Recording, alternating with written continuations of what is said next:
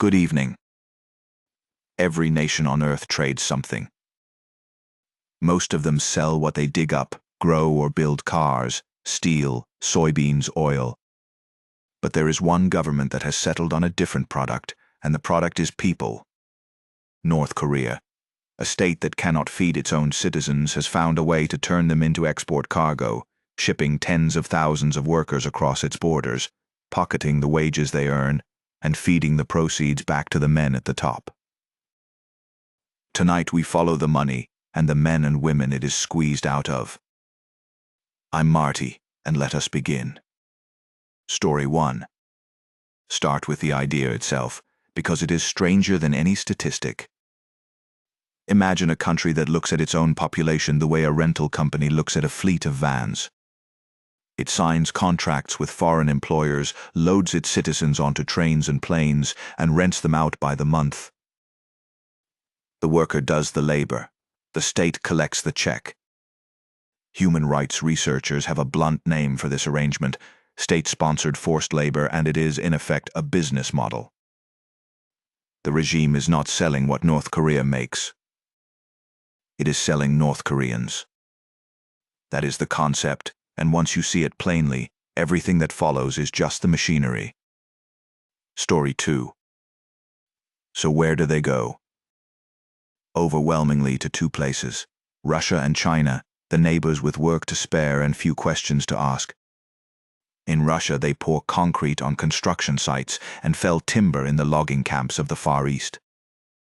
In China, they gut fish and pack seafood in coastal processing plants, and they stand on factory lines assembling the small goods that end up on shelves around the world. The jobs are cold, wet, dangerous, and endless, the kind of labor that locals in either country would rather not do for the wages on offer. The North Koreans are not there by choice. They are there because a government sent them and told them what the price of coming home would be. Story 3. Now the scale, and here we should be careful, because precise numbers are hard to pin down in a country built on secrecy.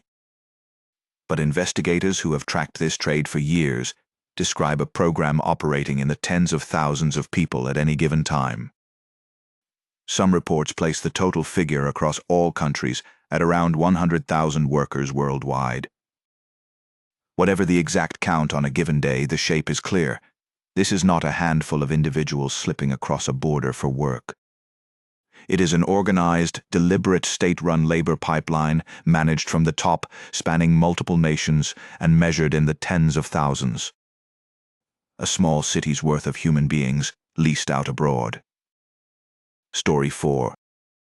Follow the money, because the money is the whole point. A North Korean laborer overseas might generate a respectable wage by local standards. He will not see most of it. The state takes the great majority, by many accounts, somewhere between 70 and 90%, skimmed off before a single ruble or yuan reaches his hand. What is left is a sliver, enough to survive on, barely, and to keep him coming back to the site each morning. The rest flows upward, out of the camp, out of the country, and into the accounts of a regime that uses hard foreign currency to sustain itself and its priorities. The worker sweats. The state banks. The difference. Story 5. And how do you keep a man from simply walking away with his own wages in a foreign country far from the reach of Pyongyang? You take his passport the moment he arrives. You house the workers together, watch them, and keep minders among them who report on the rest. You keep them isolated from locals, discourage them from learning the language or making friends, and remind them that a family remains behind at home, a family that can be punished for a defection. The control is not a fence around the camp. It is a set of leashes, some physical, some psychological, and the tightest of them runs all the way back to the people the worker loves. That is why so few run. Story 6. Which raises the obvious question: isn't this illegal? It is.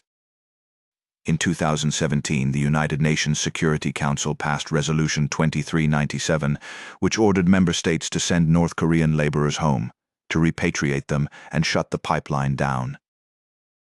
and for a moment the trade appeared to shrink.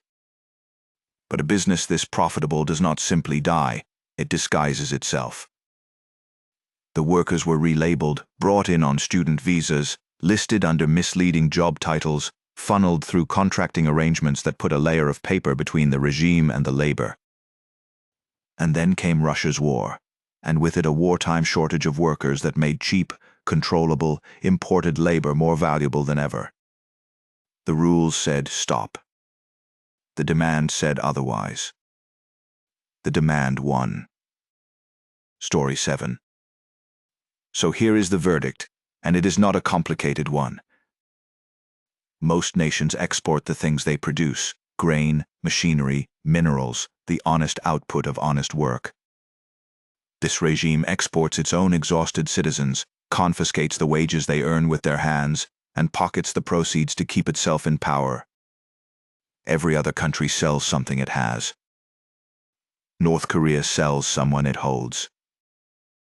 And the people caught in the middle, the man in the logging camp, the woman on the seafood line, working through the cold for a wage they will never fully hold, are not statistics, and they are not cargo, whatever the ledgers in Pyongyang may say. They are the product. And they never agreed to be sold. I'm Marty. Good night.